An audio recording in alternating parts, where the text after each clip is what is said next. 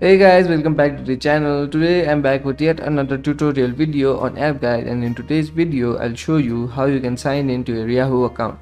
So you have a Yahoo account, you want to sign in but you can't figure out how you can do it. Watch this video till the end.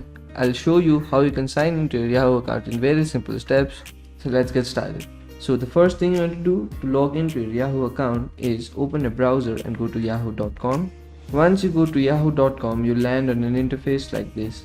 Here on the top right corner, you'll see an option labeled as sign in. Click on that. Once you click on the sign in option, you land on the Yahoo sign in interface. Here you'll have to enter some credentials in order to log into your Yahoo account. So enter a username, email or mobile number which you use to create your Yahoo account. Once you enter your email, phone number or username, click on the next button. Once you click on the next button, Yahoo will send a verification code to your email or phone number respectively. So click on yes, send me a code. Once you click on that button, Yahoo will send a verification code to your email or phone number respectively.